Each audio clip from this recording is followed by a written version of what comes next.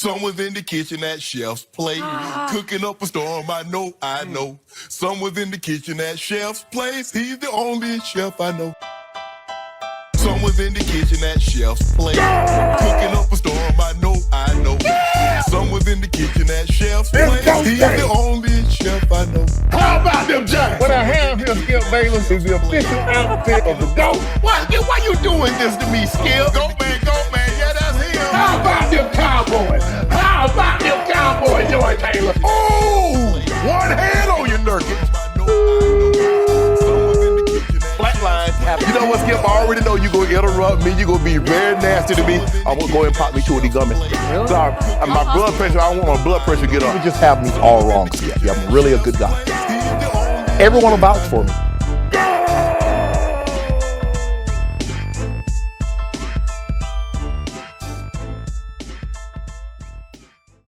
Goat man, yeah, that's him. Shannon Sharpe is the most entertaining man in sports media, bar none. He's so great at talking sports that some people have no idea that he's an NFL Hall of Fame tight end. I could make an entire video on his illustrious football career alone, but today we'll be looking at that as well as his humble beginnings.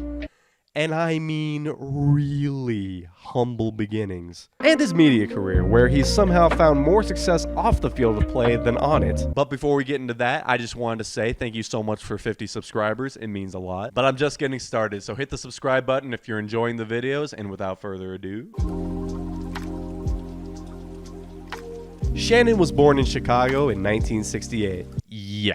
That guy is 55 years old. What's your excuse, Snorlax? He and his 2 siblings, Sterling and Shara, were raised by his grandmother, Mary Porter, near Glenville, Georgia. To this family, growing up was far from glamorous. They lived in a very small home with no running water and did farm work at a very early age, from dawn until dusk. Shannon once joked that they were so poor someone tried to rob their house and they ended up robbing the robber. Now, this may sound terrible, but this is exactly the type of living situation that develops the drive and work ethic that it takes to be an NFL Hall of Famer. Shannon was a star player in high school, but didn't receive any D1 offers. He was actually thinking of quitting football altogether before Sterling convinced him to take the offer he received from Savannah State, which is a Division II school as well as an HBCU. Sterling backed up his stance by saying, "If you're really that dude, they'll find you." Taking that offer may have been the best decision Shannon's ever made, and in the 4 years he spent at SSU, he caught 192 balls for 3,744 yards and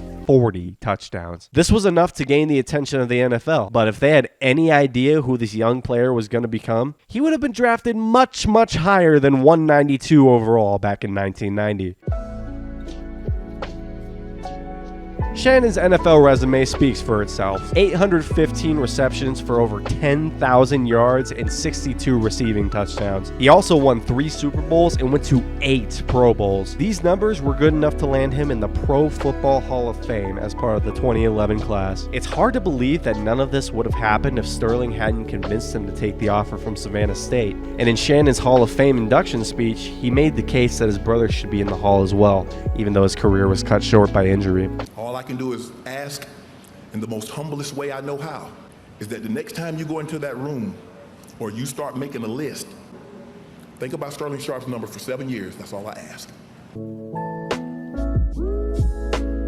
Shannon was widely known as a character on the field, and after retiring in 2004, he quickly found himself on the panel of NFL Today and spent about a decade as a member of the cast. In 2016, ESPN gave him a chance to debate Skip Bayless on First Take, and it was clear right away that these two could make a great show together. Shortly after, Skip and Shannon signed with FS1 to be the stars of Undisputed, which was and still is a direct competitor with First Take. As an avid sports debate enjoyer, I found myself watching Undisputed far more than I watched First Take, and it was not because of Skip. Oh, that reminds me, the first video on this channel is a very lighthearted video roasting Skip Bayless. I would recommend checking it out after you're done with this one. But anyways, Shannon's run on Undisputed ended back in June 2023, and he was immediately recruited by Stephen A. Smith for First Take, where he currently hosts at least twice a week. While he was working at Undisputed, he launched his YouTube channel, Club Shay Shay, where he mainly interviews celebrities from different sectors of the industry. His most impactful piece of content to date was actually released at the beginning of this year, his interview with Cat Williams, which has eclipsed over 50 million views in around 2 weeks. what word do I want to use? Was this the crescendo? Was this the zenith? The apex? The denouement? If you're one of the 5 people left on the planet who hasn't listened to this, I would highly recommend it, especially if you're into comedy. This interview has cemented Shannon as a go-to podcast for celebrities in the space. And in addition, with his wildly popular Nightcap show, which is a live sports recap and life commentary show featuring Chad Ochocinco, it's fair to say that Shannon is at the forefront of sports media, both traditional and digital. It's hard to believe that this guy was once a poverty-stricken young man working his ass off in the blazing heat of rural South Georgia, but some people are just built different. And nobody is built like Shannon Sharpe. Thank you so much for watching. This video took a little extra time this week because I got hit with the flu, but I'm back at it like a crack addict, and you can expect a new video on time next week where I talk about the NBA's goofy-ass Western Conference.